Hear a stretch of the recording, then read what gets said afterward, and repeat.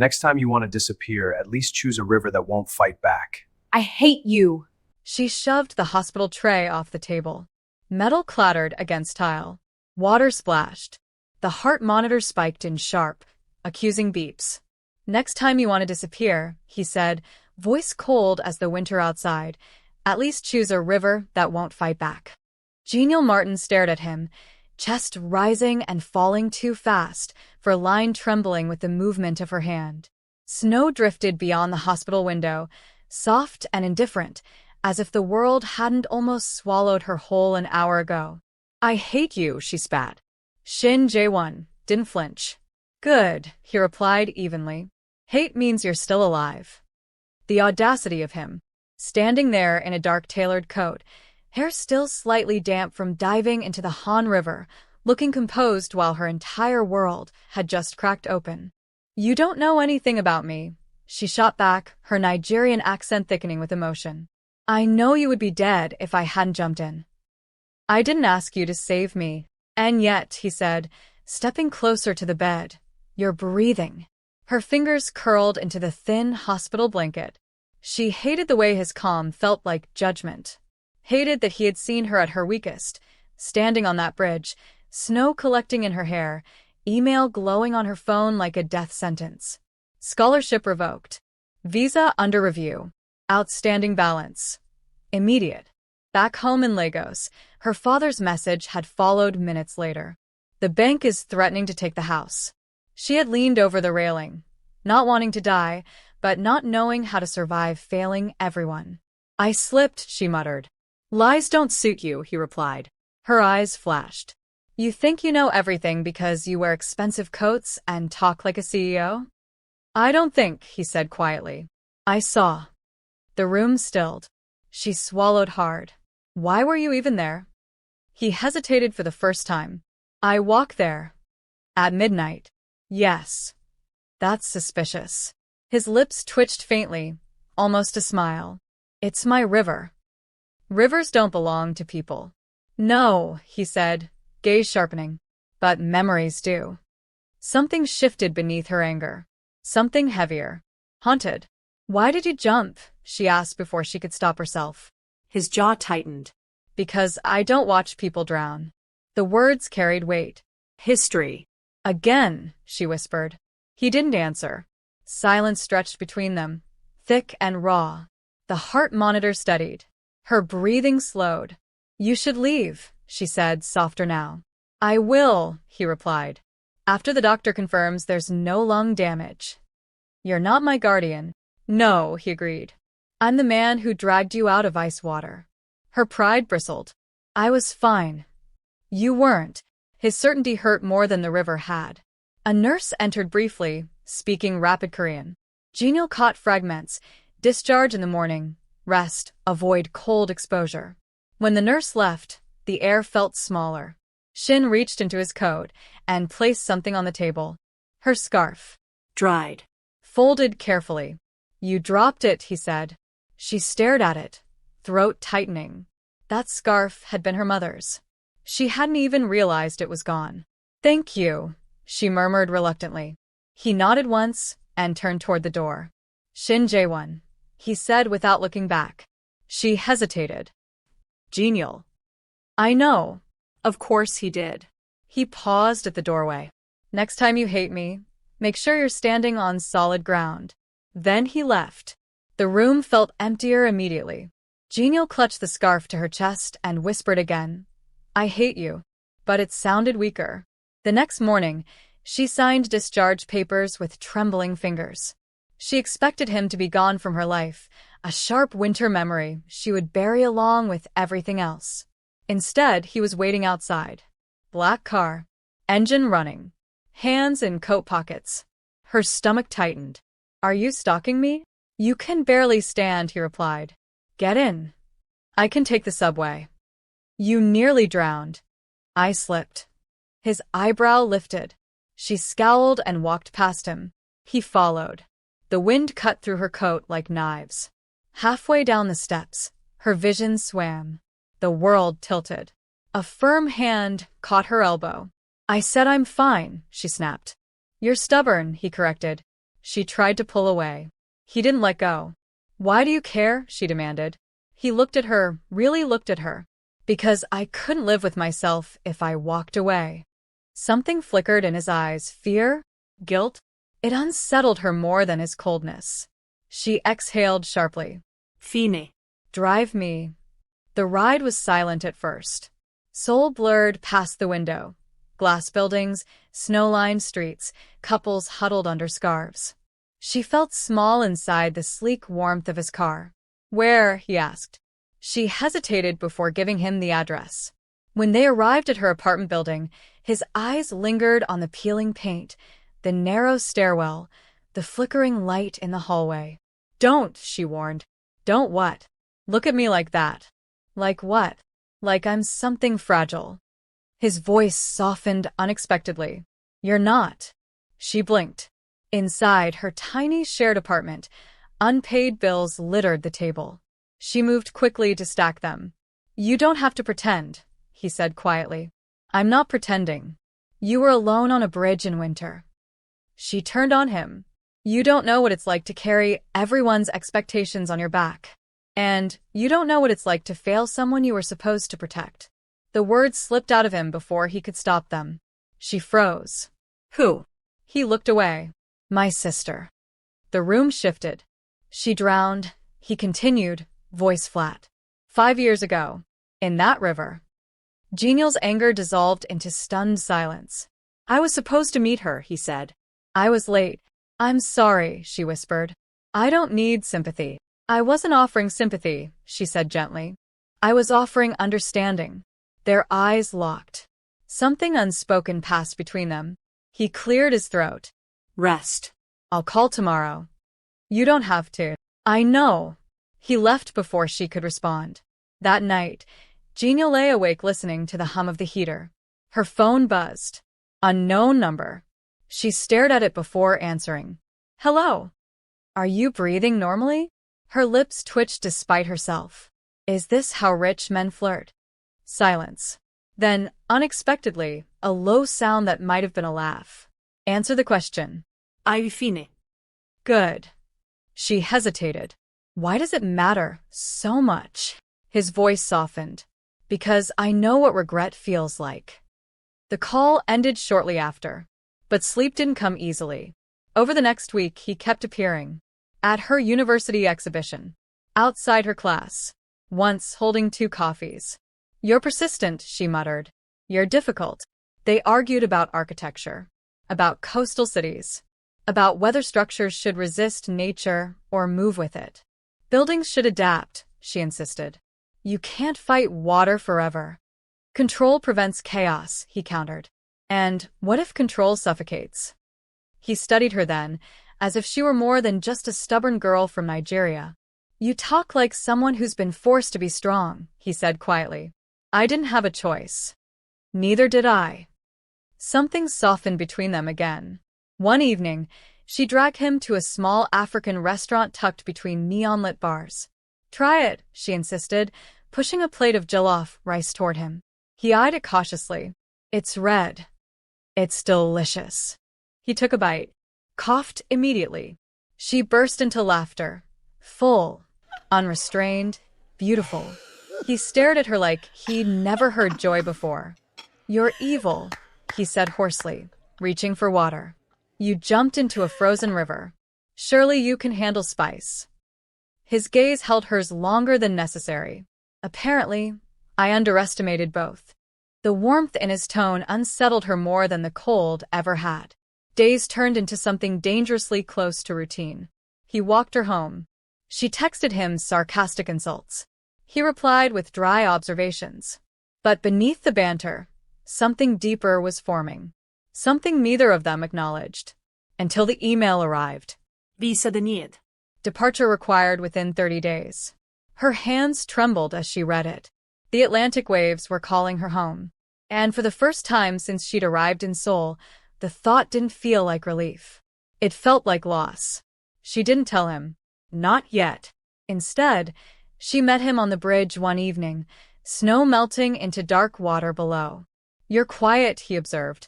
I'm thinking. About. She looked out over the river. Do you think water remembers? He frowned slightly. Remembers what? Who almost drowned in it. He stepped closer. It remembers the ones it takes. And the ones it doesn't. His voice dropped. Those are the ones who change it. She turned toward him slowly. And for a moment, neither of them spoke. The wind howled across the Han River, and something irreversible began to move between them. The wind snapped against Jenial's coat as she stood on the bridge, fingers wrapped around the cold railing, Seoul glittering behind her like a city that never needed her. Do you think water remembers? She had asked him. Shin Jae-won didn't answer immediately. He stepped closer instead, the faint scent of his cologne mixing with winter air. It remembers the ones it takes, he finally said. And the ones it doesn't, she pressed. His eyes settled on her, dark and steady. Those are the ones who change it. Her breath caught. She looked away quickly, afraid he would see too much in her face. Afraid he would see the countdown ticking behind her eyes. 30 days. 29 now. She forced a small laugh. You talk like a philosopher. I talk like someone who has stood here too many nights. Silence settled between them, but it wasn't hostile anymore. It felt heavy. Charged. Why do you keep coming back here? She asked softly. His jaw tightened. Because if I don't, it feels like I'm running. From what? From her. The honesty surprised her. She loved the water, he continued, voice lower now. She said it felt alive. I told her it was dangerous. And she didn't listen? He gave a faint, humorless smile. She was stubborn. Jenial nudged his arm lightly. Sounds familiar. He glanced down at her. Yes. It does. The contact lingered longer than it should have. Her phone buzzed in her pocket. She didn't check it. He noticed. You're distracted. I'm tired. Lie better. She inhaled sharply. Why do you always assume I'm hiding something? Because you are. Her temper flared. You don't own my thoughts. I never said I did. Then stop acting like you can read them. He stepped closer, lowering his voice. You look like you're saying goodbye again. Her stomach dropped. I'm not, she said too quickly. His eyes searched her face, and for a moment, she thought he might call her out, might demand the truth, might force her to confess that she was already packing pieces of her life into quiet boxes. Instead, he surprised her. Come with me, he said. Where? Somewhere warmer than this bridge. She hesitated, then nodded. His penthouse overlooked the Han River like it was something he could command. Glass walls, clean lines, soft lighting, everything precise. She felt like an ink spill in a minimalist painting. You live here alone? She asked, stepping cautiously inside. Yes. By choice. He removed his coat. By preference. She walked toward the window. The river shimmered below, dark and endless. It looks smaller from up here, she murmured. It isn't. She turned to him. Neither are you. His brow lifted slightly. You pretend to be composed, she continued, voice softer now. But you're just as haunted as I am. The air shifted. He walked closer, stopping just inches away. Careful, Jenial, he said quietly. You're stepping into territory you don't understand. Her heart pounded, but she didn't back away. Then explain it to me. For a second she thought he might. Instead, he reached past her to draw the curtains slightly, muting the city lights. I don't talk about her, he said. You just did. His jaw tightened. She exhaled. You don't have to be strong all the time. And you do. The question hit too close.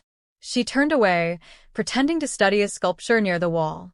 I cook sometimes, he said abruptly, changing the subject. She blinked. You? In this museum?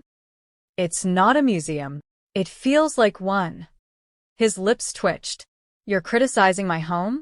I'm improving it. That earned her a full smile, rare and unguarded. Her chest tightened at the sight. He moved into the kitchen area and began preparing tea. She watched him silently, memorizing the way he moved with controlled efficiency. Why architecture? He asked suddenly. Because buildings outlive people, she replied. If I design something strong enough, part of me stays. He paused, absorbing that. You're afraid of being forgotten, he said. And you're afraid of losing control, she countered. Their eyes met across the room. Electric. He handed her a cup. Their fingers brushed. Neither pulled away immediately. Genial, he said softly. Her pulse quickened. What? Don't disappear. The words were barely audible. Her throat tightened painfully. I'm not planning to, she lied. He studied her face, as if weighing whether to believe her. Good, he said finally. Days blurred into something dangerous. He started showing up at her campus more openly now. Students whispered. Professors noticed. You're causing gossip, she muttered one afternoon as they walked past the design studio. I don't concern myself with gossip. Ido. He stopped walking. Why? Because I can't afford complications. Am I a complication? She met his gaze. Yes. He didn't look offended. He looked pleased. That's honest, he said. Don't get used to it. One evening, he arrived at her apartment unexpectedly. You can't just appear, she scolded, pulling him inside before neighbors could stare. Your landlord called. Her blood ran cold. Why? He mentioned late payments. She stiffened. You had no right. I didn't interfere. You shouldn't even know about it. He stepped closer, voice firm but not unkind. Why didn't you tell me? Because I don't need saving. His expression hardened slightly. That's not what I'm trying to do. It's what it feels like. Silence. I don't want you to see me struggling, she admitted quietly. I already saw you drowning. The words weren't cruel this time. They were raw. Tears burned behind her eyes, but she refused to let them fall. Stop looking at me like I'm broken, she whispered. He lifted his hand slowly, hesitating before touching her cheek. You're not broken, he said. You're overwhelmed. The tenderness undid her more than anger ever could. She stepped back abruptly. Don't, she said. Don't what? Don't make this harder. Harder than what? Her voice cracked. Harder than leaving. The word hung between them like a gunshot. He froze. Leaving, he repeated. She closed her eyes briefly. Too late. My visa was denied, she said, forcing the words out before courage failed her. I have to go back to Nigeria. The room seemed to shrink. How long have you known? He asked. A week. And you didn't tell me. She swallowed. It wouldn't change anything. His voice dropped dangerously. It would change everything. You can't fix this. I could try. That's exactly the problem, she snapped. You always try to fix things. Control them. People aren't projects, Jae-won. And you're not temporary, he shot back. Her chest heaved. I was always temporary. This city was never meant to keep me. I didn't ask the city to keep you, he said quietly. I did. The confession stunned them both. Silence pressed in. You don't mean that, she whispered. I don't say things I don't mean. Her heart felt like it was splitting open. I leave in 2 weeks, she said. He turned away abruptly, running a hand through his hair for the first time since she'd known him. You should have told me, he said, voice rougher now. I was trying to make it easier. For who? She didn't answer. He looked back at her, eyes darker than she had ever seen them. You think walking away protects me? He asked. I think staying would destroy me. The honesty cut deep. He stepped closer again, but this time there was no restraint in him. If you leave without letting me fight for you, he said, I will never forgive you. Her breath trembled. You're not my responsibility, she whispered. And you're not my sister, he replied, pain flashing across his face. Stop treating me like I'm trying to replace someone. The accusation hit hard. That's not fair, she said. Neither is disappearing. The distance between them felt impossible now. And for the first time since the river, she felt like she was drowning again. This time, not in water, but in him. Jenial barely slept that night. Every time she closed her eyes, she saw his face when she said the word leaving. The way something inside him had cracked, sharp and quiet, like ice breaking under pressure. Morning came too fast. Her phone buzzed. Shin Jae-won. Where are you? She stared at the screen, heart pounding. Jenial, In class. A pause. Shin Jae-won. Don't lie to me today. Her fingers hovered before she typed back. Genial, I won't. She wasn't in class. She was at the immigration office, sitting on a hard plastic chair, documents clutched in her hands like they might vanish if she loosened her grip. Around her, people spoke in hushed tones, eyes tired, shoulders heavy. She wasn't special here. Just another foreigner being reminded she didn't belong. When her number was called, she stood on legs that felt numb.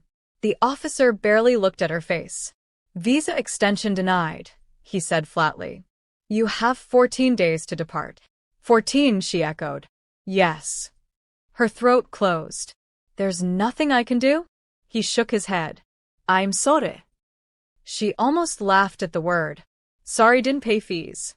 Sorry didn't change policies. Sorry didn't stop hearts from breaking. She walked out into the cold with shaking hands. 14 days. That night, Shin showed up again. She heard the knock and froze. Part of her wanted to pretend she wasn't home. The other part knew she would hate herself if she did. When she opened the door, he was standing there with tension written into every line of his body. You lied, he said. I didn't say I was in class today, she replied quietly. He exhaled sharply. Where were you? Getting confirmation. Confirmation of what? She stepped aside, letting him in. 14 days, she said. That's all I have. He stared at her like he hadn't heard correctly. 14. She nodded. The room felt too small again. I can make calls, he said immediately. There are people I know. No, she cut in. I won't be a favor on someone's phone. This isn't charity. It is when I didn't earn it. You earned your place here, he said firmly. Not enough, she replied. Or I wouldn't be leaving. He paced once, jaw tight. You're letting pride destroy you. And you're letting fear control you, she shot back. He stopped in front of her. Fear of what? Of losing another woman you couldn't save. The words landed like a slap. Regret flashed across her face instantly. I didn't mean. Yes, you did, he said quietly. And you're right. She swallowed. Jae-won, I don't know how to stand by and watch you walk away, he continued. I don't know how not fight this. I don't know how to stay, she whispered. They stared at each other, two people locked between impossible choices. I booked my flight, she added softly. The final blow. When, he asked. Next Friday. He nodded once, slowly, as if bracing himself. Then I won't stop you. Her chest tightened. You won't. No, he said. But I won't make this easy either. The days that followed were heavy with things unsaid. He didn't disappear. If anything, he was more present. He walked her home every night. He sat beside her in silence. He memorized the way she took her tea. And Jenial hated how deeply she needed him now that she was about to lose him. One evening, she found him standing in her small kitchen, staring at the bills she'd forgotten to hide. You're leaving debts behind, he said quietly. I'll pay them, she replied. With what? She didn't answer. He turned to her. Let me help. No, Genial. No, she repeated, voice shaking. If I let you fix this, I'll never know if I could have survived on my own. And if you don't let me, he said, I'll never know if loving you was a mistake. Her breath caught. You shouldn't say things like that. Why? He asked. Because they're true? She looked away, tears burning. That night, she cried silently into her pillow, gripping her scarf like it could anchor her to something solid. 3 days before her flight, Shin took her somewhere unexpected. The coast. Not the Han River, but farther out, where the water stretched wider and darker, crashing against stone. Why are we here? She asked. So you can see it, he said. See what? The difference between standing near water, he said, and standing before it. She wrapped her coat tighter as the wind whipped around them. This feels closer to home, she murmured. He watched her face soften at the sight of the waves. You belong near water that moves. And you? She asked. He looked at the sea. I built my life around stillness. Stillness isn't the same as peace. He glanced at her sharply. You changed me, he said suddenly. Her heart skipped. I didn't mean to. I know. His voice was low, honest. But you did. They stood side by side, the sound of the waves filling the space between them. If I asked you to stay, he said quietly, what would you say? She closed her eyes. I would want to, she admitted. And that's why I can't. He nodded slowly, accepting the truth even as it wounded him. The night before her flight came too fast. Her suitcase sat open on the floor. Shin stood by the window, hands clenched at his sides. So this is it, he said. She folded her last sweater carefully. It doesn't have to be goodbye forever. He turned to her sharply. Don't soften this. I'm trying not to break, she whispered. He crossed the room in 2 strides. So was I, he said. Until you taught me how. His hands came up to her face before she could stop him. The kiss was inevitable. Not gentle. Not restrained. It was desperation and longing, and everything they hadn't said poured into one moment. She kissed him back, tears sliding down her cheeks. When they finally pulled apart, both were breathing hard. This changes nothing, she said shakily. It changes everything, he replied. She rested her forehead against his. I'm scared. So am I, he admitted.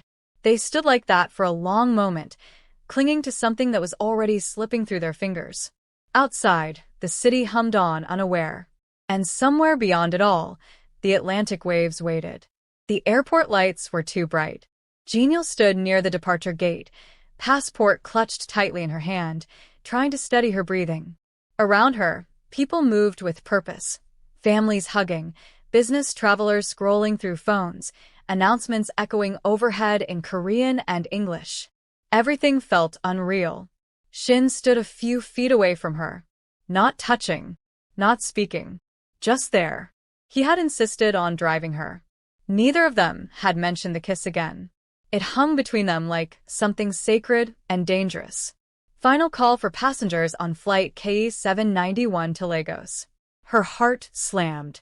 This was it. She turned to him slowly. Thank you, she said, her voice softer than she intended.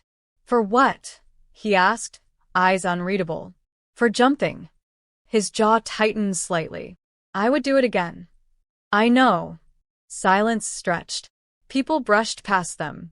A child laughed somewhere. A woman cried into her husband's shoulder. Jenial swallowed hard. Don't come any closer. He frowned slightly. Why? Because if you do, I won't leave. That did something to him. She saw it in the way his shoulders shifted, like he was fighting his own instinct. Jenial, he said quietly. She shook her head, tears already forming. Don't make this harder. I'm not trying to. Yes, you are, she whispered. Just by standing there. He stepped forward anyway. Not enough to trap her. Just enough to close the unbearable distance. You think I don't understand why you're going? He asked softly. You think I don't see how much this hurts you? She blinked back tears. Then don't ask me to stay. I'm not, he said. I'm asking you to come back. Her breath caught. He reached into his coat pocket and pulled something out. Her scarf. She stared at it. I was going to keep it, he admitted. But that felt selfish. He stepped closer and gently draped it around her neck himself. His fingers brushed her collarbone briefly, lingering just a second too long. I don't want to remember you as someone I couldn't save, he continued. I want to remember you as someone strong enough to leave when she had to. A tear slipped down her cheek. You didn't fail me, she whispered. His voice roughened. It feels like I did. You didn't, she insisted. You were there. That matters. Another announcement echoed through the terminal. Final boarding. Her hands trembled. I have to go, she said. He nodded once. But when she turned, his voice stopped her. Jenial. She looked back. He didn't move. Didn't reach for her. I love you. The words were simple. No drama. No hesitation. Just truth. The world seemed to still. Her chest tightened so hard she thought she might collapse right there in the middle of the airport. You can't say that now, she whispered, almost pleading. I should have said it sooner, he replied. Tears blurred her vision. I don't know what my life looks like when I get home, she said. I don't know if I can promise you anything. I'm not asking for promises, he said. I'm asking for a chance. Her voice broke. You're asking me to hope. Yes. She stared at him, memorizing every line of his face. I love you too, she finally admitted. It felt like stepping off another ledge. His eyes closed briefly, as if the words physically hit him. Then don't let this be the end, he said. She nodded faintly, even though she didn't know what that meant. Then she turned and walked away. He didn't chase her. He stood there until she disappeared down the tunnel. The flight was long. Too long. Jenial barely slept. Every time she drifted off, she felt the cold of the river again, or the warmth of his hands on her face. When the plane finally landed in Lagos, the heat hit her like a wall. Noise. Movement. Familiar accents. The smell of humidity and fuel and ocean air. Home. Her mother's arms wrapped around her tightly at arrivals. You've lost weight, her mother scolded gently. I'm fine, Jenial said automatically. But as she hugged her family, her chest ached in a way it hadn't before, because part of her was still standing in an airport in Seoul. Days passed. Life moved quickly. Her father's financial situation was worse than she'd imagined. The house was close to repossession. Medical bills had piled up. Her younger brother avoided her eyes, guilt written all over his face. She threw herself into work. Freelance design gigs. Late-night drafts. Coastal housing concepts inspired by rising sea levels. She didn't have time to miss him. But she did anyway. At night, when the Atlantic wind rattled the windows, she would sit by the shore with her headphones in. Not music. Recordings. The Han River at night. The gentle current. Distant traffic hum. Wind against railings. She would close her eyes and imagine him standing there, and wonder if he was thinking of her too. In Seoul, Shin avoided the bridge at first. Then one night, he forced himself back. The river looked the same. Cold. Indifferent.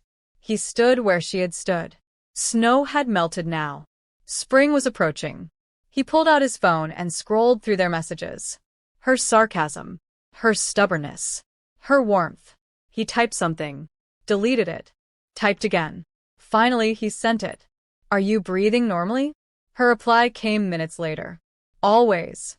He stared at the single word longer than he should have. He wanted to ask more. Wanted to say more. But distance made everything fragile. Weeks passed. Calls became occasional. Time zones complicated things. But neither of them fully let go. One evening, as Jenial reviewed a proposal near the shoreline, her phone rang. Unknown number.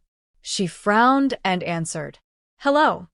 Are you standing near water again? Her heart stopped. Jae-won.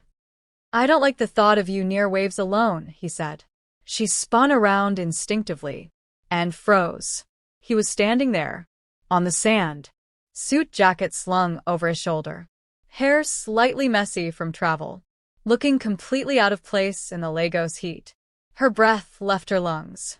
What are you doing here? She whispered. He stepped closer, ocean wind tugging at his shirt. You left, he said simply. So I followed. You can't just. I can, he interrupted gently. This time, I can. Her pulse thundered in her ears. This is your river, he continued, glancing at the Atlantic waves crashing behind her.